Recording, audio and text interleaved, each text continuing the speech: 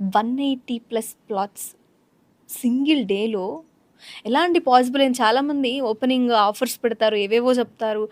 But అనుకున్నాం అయింది. చెప్తారు నంబర్. బట్ ఇక్కడ నేను విన్న నంబర్ చాలా పెద్దది కదా! ఆ ఏరియా అదంతా ఏంటి? ఒకసారి ఆ డీటెయిల్స్ నాకు కొంచెం చెప్తారా? 2 days బ్యాక్ అండి. 180 ప్లాట్స్ సింగిల్ డేలో సోల్డ్ అవ్వడం మాకు కూడా అది ఒక సినిమా రిలీజ్ అయితే బ్లాక్ బస్టర్ అని అంటారు కదా, మా ప్రాజెక్ట్ కూడా అది బ్లాక్ బస్టర్ లాగా అని చెప్పుకోవచ్చు. వై బికాస్ అది ఏంటంటే ఫోర్త్ సిటీ.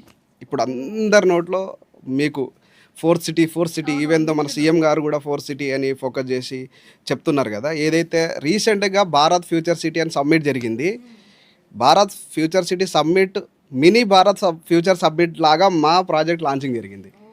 దట్టు ఏంటంటే main FCDA future city development authority నుంచి ఫస్ట్ పర్మిషన్ మన ప్రాజెక్ట్ రావడం.